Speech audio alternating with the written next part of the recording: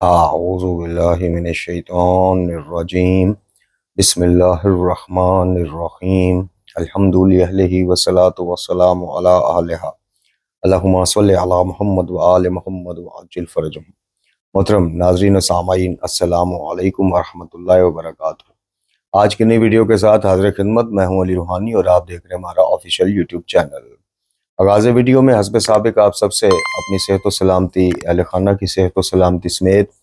اہل ایمان میں سے تمام مریضان کی صحت و سلامتی کے لیے دعائے صحت و عافیت کی التماس، اور اپنے مرحومین، آپ کے مرحومین سمیت جنوں انس میں سے جو موحدین اور محبان قرآن و اہل بیت دنیا سے جا چکے، ان سب کی مغفرت کے لیے دعائے مغفرت کی التماس۔ آج بھی الحمدللہ پیغام القرآن سیریز کا 20واں درس لیے سبق سنانے کے لیے طالب علم حاضر ہے۔ آج صبح پاکستانی وقت کے مطابق جو ہم 5 ساڑھے 5 کے درمیان 6 بجے تک اس کو وہ کرتے ہیں، آج نہ ہونے کی وجہ یہ ہے کہ درس ریکارڈ کروا لیا تھا ہم نے۔ تہجد کے فوری بعد یہ درس ریکارڈ ہونا شروع ہو جاتا ہے، اور ایڈیٹنگ کے دوران معلوم پڑا کہ وہ یہ جو مائک کا پچھلا حصہ موبائل کا ساتھ لگتا ہے، اس میں کوئی تھوڑا فاصلہ رہ گیا، اور جب ایڈیٹنگ کے دوران ہم نے درس سنا تو وہ صرف شور آ رہا تھا، آواز آ ہی نہیں رہی تھی ٹھیک سے۔ تو پھر وہ اس وجہ سے وہ ساری محنت، وہ سارا درس جو ہے وہ پھر ہمیں چھوڑ کے آج اسی درس کو دوبارہ سے ریکارڈ کر رہے ہیں، اور یہی وجہ ہے کہ صبح وہ درس نہیں آ سکا، جس کے لیے ہم معذرت خواہ۔ ہم نے پچھلے 19ویں درس میں سورہ مبارکہ البقرہ کا جو ایک سلسلہ چل رہا ہے آیات مبارکہ کا، اس میں 80 نمبر آیت تک آپ کی خدمت میں وہ پیش کی۔ آج ہم 81ویں نمبر آیت سے اپنے سبق کا باقاعدہ آغاز کریں گے، اور جس طرح سے آپ جانتے ہیں کہ انشاءاللہ جلد ہی اسی طرز پہ ایک سیریز اور آ رہی ہے، قرآن سے متعلقہ سیریز ہے پیغام القرآن۔ اسی طرح ایک 14 چراغ سیریز ہم لے کے آ رہے ہیں، جہاں پہ سیرت محمد و آل محمد علیہ السلام کو بالکل ایک منفرد اور بالکل ہٹ کے ایک اور سیکھنے والی، تبلیغ کا عنصر دینے والی، اور ائمہ اطہار علیہ السلام کے صرف وہ معاملات اور واقعات نہیں کہ جس طرح لکڑہارا اور جس طرح کے کنڈوں والی ایک وہ ہے، اور نہیں، ائمہ اطہار نے مشکلات کا سامنا کیسے کیا، کیا کیا مشکلات ان کو آتی رہیں میدان تبلیغ میں، میدان توحید میں، اور کس طرح سے ان کے ساتھ مصائب اور مظالم برتے گئے، لیکن ان کی بنیادی وجوہات کیا تھیں، اور ائمہ اطہار علیہ السلام نے ان مصائب اور مظالم کو تو برداشت کیا، لیکن کبھی حق گوئی سے، حق سکھانے، حق پھیلانے سے پیچھے نہیں ہٹے۔ لیکن بدقسمتی کا یہ عالم دوسری طرف یہ ہے کہ ہم نے ہر اہم معاملے میں اپنے عوام کو یہ سکھایا ہوا ہے کہ وہ تقیہ کر جاتے تھے، جبکہ ان کی زندگی بالکل اس کے دوسرا رخ پیش کر رہی ہے اس چیز کا، کہ اگر وہ ہر بات پہ تقیہ ہی کر جاتے تھے شخصیات کا تعارف کروانے میں، جی جس طرح ہمیں بتایا جاتا ہے کہ جی باہر وہ کہتے تھے کہ مفہوم پیش کر رہا ہوں کہ جناب شیعہ سنی بھائی بھائی، اور اندر وہ کہتے تھے کہ تبرے سے بڑی عبادت کوئی نہیں۔ اس طرح کے معاملات الزام ہیں، دورہ معیار کا معاذ اللہ الزام ہے ائمہ پہ، کہ ان کی تعلیمات پس پردہ اور تھیں اور ظاہر اور تھیں۔ تو انشاءاللہ 14 چراغ نامی سیریز میں آپ کو بالکل ایک ہٹ کے سیرت کا پہلو ملے گا، جو کہ تحریراً اور تقریراً ابھی تک جتنے بھی ماشاءاللہ بڑے بڑے عظیم کام ہوئے، لیکن ہم نے بالکل اپنے عام فہم اور سادہ انداز میں اس کو پیش کرنا ہے، تاکہ سننے والے سیرت محمد و آل محمد علیہ السلام سے بھی استفادہ کر سکیں۔ اب چلتے ہیں اپنے سبق کی طرف۔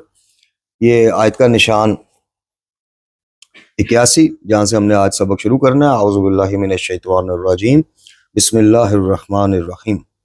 والذین آمنوا وعاملوا الصالحات اولئک اصحاب الجنۃ هم فیہا خالدون۔ اچھا جی، نہیں، یہ میں اگلی آیت پڑھ گیا ہوں جی، معذرت۔ 81ویں آیت نہیں ہے، میں 82ویں پڑھ گیا ہوں، میں 81ویں سے سبق دوبارہ شروع کرتا ہوں۔ بلا من کسب سیئات واحاطت به خطیئته فاولئک اصحاب النار هم فیہا خالدون۔ ہاں کیوں نہیں، جس نے بری کمائی کی اور اس کے گناہوں نے اسے گھیر لیا، تو وہی لوگ دوزخ میں رہنے والے ہیں، اور وہ سب پھر ہمیشہ اسی میں رہیں گے، یعنی ہمیشہ رہنے، ہم فیہا خالدون، ہمیشہ وہیں پہ رہنے والے۔ اب یہ اللہ تعالیٰ نے یہاں پہ ہمیں اس آیہ مبارکہ میں قصول بھی دیا کہ جو برائیوں میں ملوث ہوتے ہیں اور پھر جان بوجھ کر بغیر متوجہ ہوئے اپنے آپ کو ملوث کیے جاتے ہیں، اور پھر ایک وقت ایسا آتا ہے کہ پھر گناہ ان کو گھیرے میں لے لیتے ہیں، اور پھر وہ کہتے ہیں نا، اللہ کا کسی کو اس کے حال پہ چھوڑنا، وہ معاملہ بن جاتا ہے، دل میں نکتہ سیاہ پیدا ہونا، دل کا مرض بڑھ جانا اور گناہوں کی زندگی پرسائش لگنا، صحیح زندگی لگنا، اور جناب زندگی ایک دفعہ ملتی ہے، کھل کے جیو، انجوائے کرو، یہ جو ہمیں گزشتہ 40-50 سال سے جو ہماری ثقافت میں، ڈراموں میں، فلموں میں لبرلز، دیسی لبرلز کے ذریعے پیغام دیا جاتا ہے، تو یہ اللہ تعالیٰ نے پھر تھوڑا سا ہمیں اس طرف اشارہ دیا ہے کہ اخروی زندگی یا جنت ہے یا جہنم ہے، ٹھیک ہے، اور وہ ہمیشہ کے لیے، یہ ہمیشہ کے لیے نہیں ہے، یہاں روتے پیٹتے بھی آپ نے چلے جانا ہے، اے سی میں سونے والوں نے بھی ایک دن چلے جانا ہے، تو بیچارے جن کے پاس پنکھا نہیں انہوں نے بھی ایک دن چلے جانا ہے، جی 6 قربانی کے جانور کرنے والوں نے بھی چلے جانا ہے، اور گوشت کے منتظر رہنا عید والے دن بھی ان غریبوں نے بھی ایک دن چلے جانا ہے، کٹ سب کی جانی ہے، کسی کی پھٹے لباس میں کٹ جانی ہے، کسی کی ریش میں کٹ جانی ہے، رہنا کسی نے، رہنا ادھر ہمیشہ، تو اس طرف ہمیں متوجہ کیا گیا ہے کہ جن کو ان کے گناہ گھیر لیتے ہیں پھر وہ ہمیشہ کے لیے دوست کی ہیں۔ اب اگلی آیہ مبارکہ میں کہا گیا کہ والذین آمنوا وعاملوا الصالحات اولئک اصحاب الجنۃ هم فیہا خالدون، اسی طرح پھر وہ لوگ جو ایمان لائے اور عمل نیک کرتے رہے وہی لوگ جنتی ہیں اور ہمیشہ پھر جنت میں رہنے والے۔ اب دو گروہوں کی تقسیم ہوگی، ایمان لائے اور عمل صالح، اور یہ دیکھیں قرآن کا مزاج ہے، میں آپ کو بڑی دفعہ یہ دعوت فکر دیتا ہوں کہ کبھی بھی قرآن میں کسی جگہ اکیلا عقیدہ آپ کو نہیں ملے، جہاں عقائد کی بات ہوگی، جہاں اللہ پر ایمان لانے کی، غیب پر ایمان لانے کی، وہیں نماز، زکوٰۃ، اعمال صالحہ کا ذکر لازمی ہوگا۔ تو اس سے یہ چیز ثابت ہوتی ہے کہ عقیدے کی بیس پہ جو نوجوانوں کو گمراہ کیا جاتا ہے کہ جناب عقیدہ بہتر کرو، عملاں دی کمی بیشی سائیں جانن تے اسی جانیے، پاک جانن تے نہیں، ایسی کوئی گارنٹی کسی معصوم نے، کسی پاک نے نہیں لی، پاکیزہ ہستیوں میں سے کسی پاکیزہ ہستی نے ایسی کوئی گارنٹی لی ہی نہیں۔ ہاں یہ ضرور کہا ہے کہ اپنے سجود کے ذریعے، اعمال صالحہ کے ذریعے ہماری مدد کرنا کہ قیامت والے دن تمہارے حق میں اللہ سے اس نے شفاعت مل جائے ہمیں۔ یہ کسی نے نہیں کہا کہ مادر پدر زندگی گزارو آزادی والی، مادر پدر آزادی والی، جیسی چاہو زندگی گزارو، آخرت جانے تو ہم جانے، نہیں، ایسا کہا ہی نہیں، بلکہ اس کے متضاد روایات آپ کو ملیں گی کہ امام باقر علیہ السلام خدا کی قسم کھا کے کہہ رہے ہیں کہ ہمارے پاس کوئی پروانہ نجات نہیں مگر یہ کہ جو اللہ کی اطاعت کرنے والا ہو، ظاہر ہے بشر ہے، غلطیاں تو کرے گا، لیکن اس کا فوکس یہ ہوگا کہ میں نے کم سے کم غلطیاں کرنی ہیں اور میں نے اطاعت الہی میں سے، اس کے لیے اللہ سے اذن شفاعت یا ہستیوں کو اگر مل جائے گا قرآن و اہل بیت کو تو وہ شفاعت کریں گے۔ تو دو گروہ کا ذکر ہو گیا، پہلا ہمیشہ جہنم میں رہنے والا اور دوسرا ہمیشہ جنت میں رہنے والا۔ اچھا جی، اس کے بعد کہا وَإِذَا أَخَذْنَا مِيثَاقَ بَنِي إِسْرَائِيلَ لَتَعْبُدُونَ إِلَّا اللَّهَ، اور جب ہم نے پختہ عہد لیا، میثاق لیا، وعدہ لیا، حلف لیا بنی اسرائیل سے کہ لا تعبدون الا اللہ، اللہ کے علاوہ کسی کی عبادت نہیں کرو گے۔ اب یہ پورا چارٹر تھا اور آج بھی ہے۔ اگر میں اکثر وہ کہتا ہوں جی یہ تو بتوں کے بارے میں، جی کفار کے بارے میں، قرآن اصول دیتا ہے، وہ اصول اس وقت بتوں والوں پہ فٹ ہو رہے تھے اور آج اگر فٹ ہو رہے ہیں، سورہ یوسف کی آیت کے مبارک کے بہت سے مان والے ایسے ہیں جو ابھی بھی شرک کرتے ہیں، مفہوم پیش کر رہا ہوں، یا وہ مشرک ہے۔ تو جہاں یہ آیا مبارکہ کا مزاج جس ماحول میں، جس ثقافت میں، جن عقائد میں پورا ہوتا رہا ہو، یہ اسی کے لیے، اسی کے لیے پھر ایسے تو کتاب ہدایت بنے گی نا، ورنہ تو اگر آپ یہ لوگوں کو ساتھ یہ سبق سنائیں، ساتھ کہیں کہ فکر نہ کرنا ہے انہاں ہاستے بت پرستاں ہاستے تاڈے ہاستے نہیں، وہ ہدایت کہاں سے لے، وہ کہاں سے سیکھے؟ اچھا وہ کہاں سے سیکھے کہ مشرکین مکہ اللہ کو مانتے ہوئے بھی مشرک کیوں تھے؟ میں نے ان چیزوں سے بچنا ہے، ان عقائد سے بچنا ہے، وہ جانے گا تو سیکھے گا۔ اگر آپ اس کو پہلے یہ کہہ دیں گے کہ ٹینشن ناٹ، یہ بت پرستوں کے لیے، ہمیں سب جائز ہے، ہاں بس اللہ نہیں کہنا ان ہستیوں کو، جی اللہ نہیں کہنا، یعنی ذرا نام کا پروٹوکول باقی رکھنا ہو ساری مہربانی، باقی جو مرضی کام ہے نہ کو اللہ والے نہ دے ذمہ لا دو، کوئی مسئلہ نہیں۔ تو یہ ایک اصول مل گیا، اللہ تعالیٰ نے کہا کہ بنی اسرائیل سے بھی ہم نے یہ عہد لیا تھا کہ اللہ کے علاوہ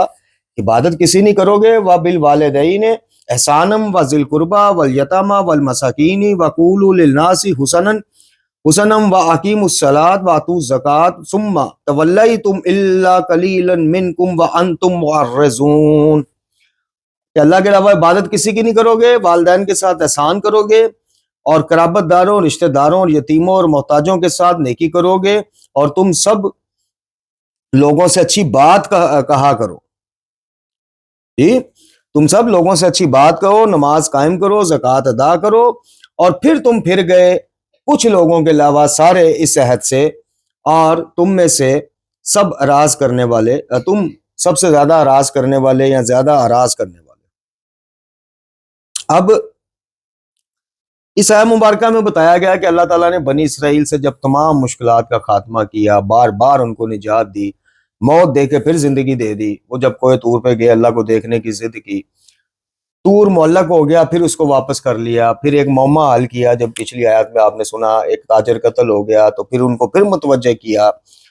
الغرض سارے بار بار بار بار فن و سلوہ نازل کیا، 12 چشمے پیدا کر دی، ہر قبیلے کا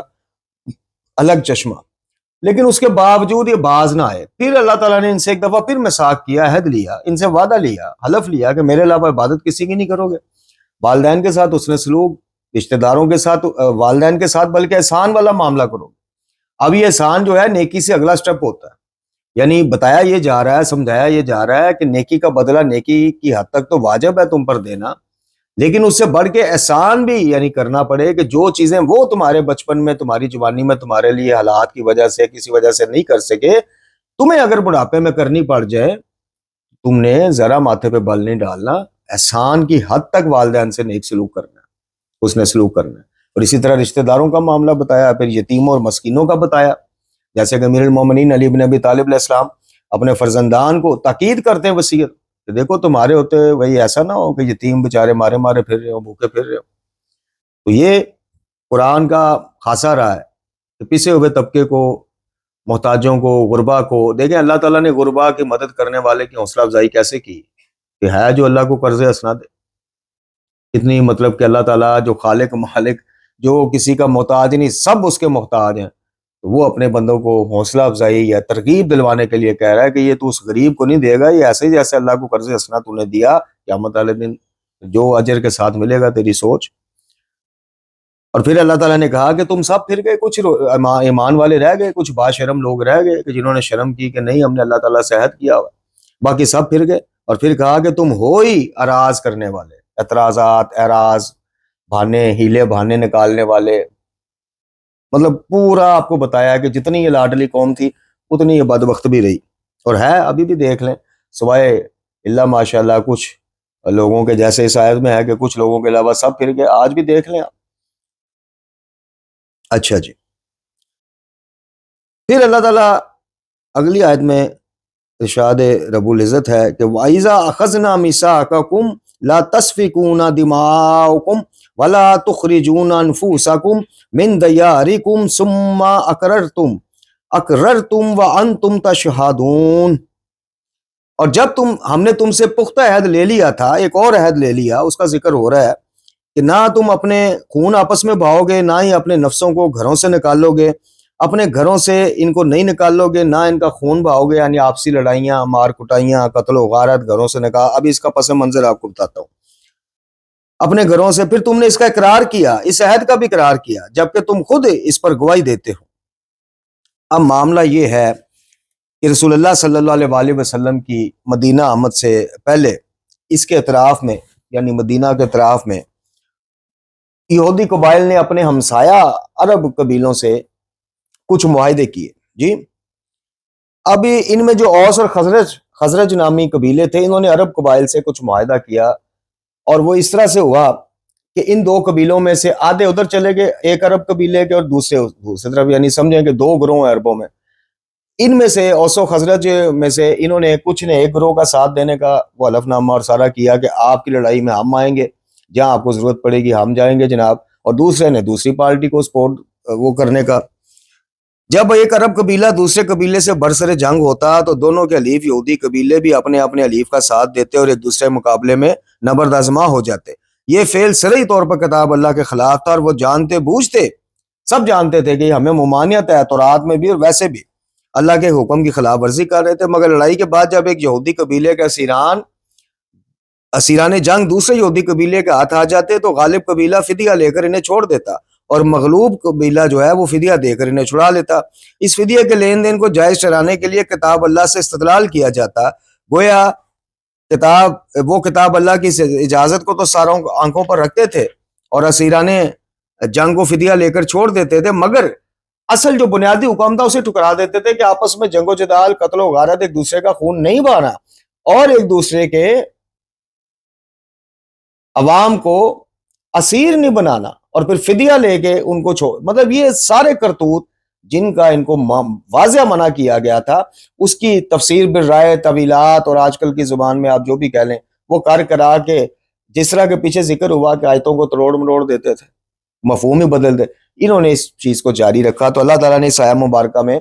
وہ ان کو ایک اور وعدہ یاد کرایا کہ میں نے تو تمہیں یہ بھی عہد لیا تھا کہ آپس میں خون ریزیاں نہیں کرو گے، ایک دوسرے کو مغلوب کرنے کے چکر میں اسیران کو لے کے نہیں جاؤ گے، یعنی مفہوم پیش کر رہا ہوں، فدیہ لے کے چھوڑو گے نہیں، اور پھر یہ کہ عرب قبائل کے ساتھ مل کے تم آپس میں پھٹ گئے، آدھا ادھر چلے گئے، آدھا جھنڈ ادھر رہ گئے، آپس ہی لڑ مر پاگل ہو گئے۔ اچھا جی، پھر فرمایا کہ ثم انتم ہؤلاء تقتلون انفسکم وتخرجون فریقا منکم من دیارہم تظاہرون علیہم بالاسم والعدوان وَإِن يَأْتُوكُمْ أُسْرَىٰ تُفَدُّوهُمْ وَهُوَ مُحَرَّمٌ عَلَيْكُمْ إِخْرَاجُهُمْ أَفَتُؤْمِنُونَ بِبَعْضِ الْكِتَابِ وَأَن تَكْفُرُونَ بِبَعْضٍ فَمَا جَزَاءُ مَن يَفْعَلُ ذَلِكَ مِنكُمْ إِلَّا خِزْيٌ فِي الْحَيَاةِ الدُّنْيَا وَيَوْمِ الْقِيَامَةِ يُرَدُّونَ إِلَىٰ أَشَدِّ الْعَذَابِ وَمَا اللَّهُ بِغَافِلٍ عَمَّا تَعْمَلُونَ۔ ارشاد رب العزت ہوتا ہے پھر تم وہی لوگ ہو کہ تم قتل کرتے ہو اپنے نفسوں کو، یعنی اپنوں کو، اور تم اپنے لوگوں میں سے گروہ کو نکال لیتے ہو ان کے گھروں سے، یعنی وطن سے، تم ان کے خلاف ایک دوسرے کی مدد کرتے ہو گناہ اور زیادتی کے ساتھ، اور اگر وہ آئیں تمہارے پاس قیدی ہو کر تو تم انہیں فدیہ لے کر چھڑا لیتے ہو، فدیہ دے کر چھڑا لیتے ہو، حالانکہ وہی یعنی ان کا نکال دینا ہی تم پر حرام کیا ہوا تھا۔ کیا تم کتاب کے بعض حصوں پر ایمان رکھتے اور بعض کا انکار کرتے ہو؟ وہی اجالہ صاحب ابھی بتاتا ہوں، اور تم بعض کا انکار کیوں کرتے ہو؟ پس نہیں ہے اس کی سزا جو تم میں سے ایسا کرے مگر یہ کہ دنیاوی زندگی میں رسوائی اور قیامت کے دن وہ لوٹائے جائیں گے بہت سخت عذاب کی طرف، اور اللہ ہرگز بے خبر یا غافل نہیں اس سے جو تم کرتے ہو۔ یہ ابھی اس کا بھی پس منظر بیچ میں آ گیا، جو بھی میں نے آپ کو اوس و خزرج والا اور عرب قبائل کے ساتھ ان کے معاہدوں والا کیا، یہ اسی کا پس منظر۔ اب اللہ تعالیٰ نے یہاں ایک الارمنگ قیامت تک کے مسلمانوں کے لیے بھی ایک الارمنگ نقطہ چھوڑا، وہ کیا کہ یہ کتاب پر ایمان رکھنا، یہ شریعت پر یا اللہ اس کے رسول پر ایمان رکھنا ہرگز نہیں مانا جائے گا کہ اپنی مرضی میٹھا میٹھا ڈھپ ڈھپ کڑوا کڑوا تھو تھو۔ کتاب کے بعض حصے جو میرے بطور شیعہ میرے قائد کو سپورٹ کرتے ہیں وہ میں رٹے ہوئے نہیں، زبانی یاد کیتے، جو دیوبندیوں کو کرتے ہیں انہوں نے رٹے، جو اہل حدیث کو کرتے ہیں انہوں نے رٹے ہوئے، اور بعض حصے جو واضح کسی چیز کی ممانعت میں ہے، جو دروازے قرآن نے بند کیے ہوئے ہیں، ان کو ضعیف اور موضوعی روایات کی بنا پر ہم کھول دیتے ہیں۔ مثال کے طور پہ ولایت تکوینی کا دروازہ قرآن نے سختی سے بند کیا کہ اللہ کے علاوہ کوئی نہیں جو کائنات میں تصرف کر سکے۔ معجزات اللہ تعالیٰ انبیاء کے، اولیاء کے، ائمہ کے ہاتھوں دکھاتا ہے، وہ بھی اس کا ذاتی فعل ہے، وہ دکھائے نہ دکھائے، کبھی دکھا دیے کبھی نہیں دکھائے۔ تو ولایت تکوینی ایک ایسا عقیدہ ہے، یعنی امور تکوینیہ میں تصرفات کا حق باذن اللہ یا بعنوان وسیلہ آصف بن برقیہ کی مثالیں دینا، عیسیٰ ابن مریم علیہ السلام کی مثالیں دینا، اس چیز کو سمجھنا ہی نہ کہ یہ خود اللہ رب العزت نے کہا کہ میں نشانیاں دے کر بھیج رہا ہوں۔ خود اللہ تعالیٰ نے اب آصف بن برقیہ کے تخت بلقیس لے کے آیا ہے، تو وہ کوئی تصرف نہیں کائنات میں۔ دیکھیں اللہ تعالیٰ نے، اب میں آپ کو بتاتا ہوں، اب جو ناسا کے ادھر سے وہ جاتے ہیں چاند تک پہنچ گئے ہیں، اور ہر کچھ عرصے بعد ہر ملک کا کوئی نہ کوئی وفد پہنچا ہوتا ہے چاند پہ، انڈیا ورگا بھی ہوا ہے۔ اب کیا کہیں کہ ان کو کائنات میں تصرف کا حق مل گیا ہے، یہ ولایت تکوینی کے تحت ان کو بھی، یعنی اللہ تعالیٰ تو کئی جگہ پہ فرما رہا ہے کہ تم نہیں پھاڑ سکتے آسمانوں کو اور اس کو، جی تو یہ تو اپنے تئیں،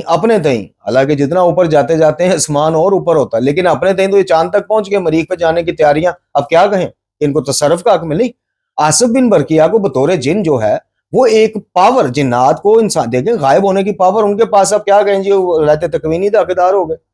تو نظر ہی نہیں آتے جب چاہیں اپنے آپ کو، نہیں، انسان کو اللہ تعالیٰ نے یہ برین دیا جس نے آگے سے یہ ساری ٹیکنالوجی بنا لی، تو کیا انسان کائنات میں تصرف کرنا لگ پڑا بعنوان وسیلہ؟ نہیں، چیزوں کو الگ وہیں پہ رکھ کے دیکھنا چاہیے جہاں ہیں۔ اللہ رب العزت کی مرضی اور اس کے بغیر نہ انبیاء معجزہ دکھا سکتے ہیں، اس کا ذاتی فعل ہے، نہ ائمہ نہ اولیاء۔ اب معاملہ کہاں جاتا ہے؟ معاملہ خود امام باقر علیہ السلام اصول کافی کی ایک حدیث میں بتاتے ہیں کہ آصف بن برقیہ ایک اسم اعظم جانتا، وہ پڑھ کے دعا کی، مستجاب ہوئی، پلک جھپکنے سے پہلے وہ لے آئے، اور ہم آل محمد علیہ السلام کتنے ہی اسم اعظم ہیں جو ہم جانتے ہیں، کہیں 12 اسم اعظم، کہیں 9 کا ذکر ہے، کہیں 7 کا ہے. تو ہم بھی جب وہ پڑھ کے اللہ سے دعا مانگتے ہیں اللہ قبول فرماتا ہے. اب وہ دعا ہاتھ اٹھا کے ضروری نہیں ہے کہ دو ہاتھ اٹھا کے مانگیں، وہ دل میں بھی کہہ سکتے ہیں کہ اللہ تعالیٰ، مثال کے طور پہ اللہ تعالیٰ جادوگر تمسخر اڑا رہا ہے، اللہ تعالیٰ اس کی بالکل بیک دیوار پہ، بیک وال پہ ایک شیر بنا ہوا ہے، اس کو مجسم کر، اس کو تو چیڑ پاڑ کھائے. اب ضروری نہیں ہے کہ وہ محفل میں ہاتھ اٹھائے، اللہ تعالیٰ نے ان کی دعا مستجاب کی. تو یہ معاملوں کو الگ الگ کرنے کی وہ ہے. تو آیا مبارکہ سے درس مل رہا ہے کہ کتاب ہے. جس طرح امر بالمعروف ہے ویسے نہی عن المنکر ہے. امر بالمعروف کرتے جاؤ، نہی عن المنکر کو صلہ رحمی اور دیگر عنوانات کے تحت پس پش ڈالتے جاؤ، یہ نہیں ہو سکتا. جہاں امر بالمعروف جس طرح کا لازم ہے ویسے نہی عن المنکر. زبان سے روکیں، تبلیغ کریں.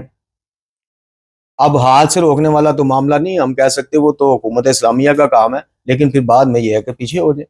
اللہ دیکھیں معیار محبت اللہ، اس کا رسول، دین، آل محمد علیہ السلام ہے. تو پھر یہ ذاتی چیزوں کو، ذاتی ایسا ویسا چونکے چنانچے کو نہیں لانا چاہیے.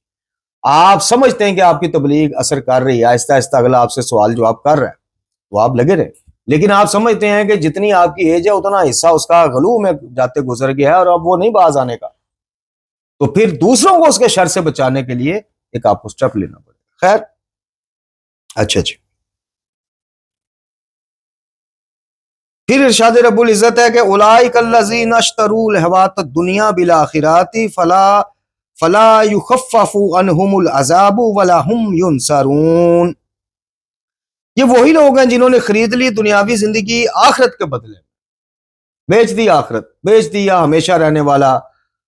وہ عالم، ہمیشہ رہنے والا وہ زمانہ جو کبھی ختم ہی نہیں ہونا، چند دنوں کی زندگی کے لیے اور آسائشوں کے لیے. تو نہ ان سے عذاب ہلکا کیا جائے گا اور نہ ہی وہ کسی بھی طور پہ مدد کیے جائیں گے کسی طرف سے. ولا هم ینصرون، کسی طرف سے ان کی مدد نہیں آ سکتی، وہاں کچھ بھی کر لے. وَلَقَدْ أَتَيْنَا مُوسَى الْكِتَابَ وَقَفَيْنَا مِن بَعْدِهِ بِالرُّسُلِ وَآتَيْنَا عِيسَى ابْنَ مَرْيَمَ الْبَيِّنَاتِ وَأَيَّدْنَاهُ بِرُوحِ الْقُدُسِ أَفَكُلَّمَا جَاءَكُمْ رَسُولٌ بِمَا لَا تَهْوَىٰ أَنفُسُكُمُ اسْتَكْبَرْتُمْ فَفَرِيقًا كَذَّبْتُمْ وَفَرِيقًا تَقْتُلُونَ. اور بلا شبہ یقیناً ہم نے جناب موسیٰ کو کتاب تورات دی اور اس کے بعد ہم نے رسولوں کو پے در پہ بھیجا، اور ہم نے جناب عیسیٰ ابن مریم کو دی اپنی کھلی نشانیاں، معجزات، اور ہم نے اس کو قوت یعنی مدد دی روح القدس کے ذریعے یعنی جبرائیل علیہ السلام کے ذریعے. پھر کیا ایسا نہیں کہ جب کبھی تمہارے پاس لے کر آیا کوئی رسول احکام الہیہ جو نہیں چاہتے تھے تمہارے نفس، تو تم نے تکبر کیا اور رسولوں کو ایک گروہ کو تو جھٹلا دیا اور ایک گروہ کو ناحق قتل کیا. ابھی اس آیہ مبارکہ میں بھی بہت بڑا میسج آپ کے اور میرے لیے کہ شریعت جو بھی کوئی رسول لے کے آئے، جیسے خاتم الانبیاء سید و سردار آقا مرشد مولا صلی اللہ علیہ وآلہ وسلم جو آخری شریعت کا عمل کی گئی، اب اس میں سے بوفے سسٹم نہیں ہم کر سکتے، تھوڑا ادھروں لے لیا، تھوڑا ادھروں چک لیا، تھوڑا ادھروں کر کے پلیٹ پر لے چلو، نہیں. یہاں کہہ دیا ہے کہ جو رسول کو یہ کام لاتا تھا تو جو چیزیں تمہارے نفس کو ہٹ کرتی تھیں، اب نفس کیا؟ ذاتی خواہشات، نظریات، باپ دادا کی رسومات، آسائشیں، اپنے کولوں ہی چیزاں کا حل لینا، سنت کو بدعت، بدعت کو سنت بنا دینا، سنت پہ عمل کرنے والے دقیانوسی، نئی سے نئی بدعت بنا کر چلنے والے، کبھی عزاداری میں، کبھی عقائد میں، کبھی کسی میں، او مومن او ملانگ. تو یہ چیزوں سے ہم نے اگر سبق سیکھنا ہے تو یہ دیکھ لیں، یہ بھی ایک کتنا بڑا جرم قرآن نے گنا کہ جو کوئی رسول شریعت لے کے آتا تھا، جو چیزیں تو تمہارے بارے میں تھی ٹھیک، جو تمہارے نفسوں کے بارے میں نہیں تھی، اس کی بنیاد پر یہاں تو ان کو جھٹلا دیتے تھے، انبیاء کو ایک گروہ کو، اور ایک گروہ کو قتل کر دیتے تھے. تو یہ جرائم کی لسٹ ہے بنی اسرائیل کی، لیکن متوجہ کر رہی ہے، وارننگ دے رہی ہے ہمیں بھی. جیسے میں نے عرض کی کہ کبھی پڑھنے کی زحمت ہمیں نہیں کرنی چاہیے کہ یار مشرکین مکہ میں سے ایک بھی ایسا نہیں تھا، بت پرست کہہ لیں یا اپنے مطلب بزرگان کو پکارنے والا کہہ رہے ہیں، کہ جو اللہ تعالیٰ کے وجود کا، اس کے مالک خالق رازق ہونے کا منکر ہو، نہیں، ایک بھی نہیں، ایک بھی نہیں. تو پھر کیا وجہ ہے کہ وہ اللہ نو مان کے، واحد اور احد خالق مالک مان کے بھی وہ مشرک، اور تقریباً اس سے ملتے جلتے کچھ عقائد امینڈمنٹ کر کے میں رکھ لوں تو میں مومن، میں پھر بھی مومن. اور سورہ یوسف کی وہ آیت کہ کچھ لوگ ایمان لا کے بھی جناب مشرک ہیں. اب تھوڑا سا متوجہ ہونے کے لیے قرآن کو اس طرح سے بھی پڑھا کریں. تو بے شک ذکر کفار کا ہو رہا ہے، بے شک ذکر بت پرستوں کا ہو رہا ہے، بے شک ذکر بنی اسرائیل کا ہو رہا ہے، نصارہ کا ہو رہا ہے. اور بھائی میرے لیے کتاب ہدایت میں اس میں سے کیا ہدایت نکلتی ہے؟ جب تک میں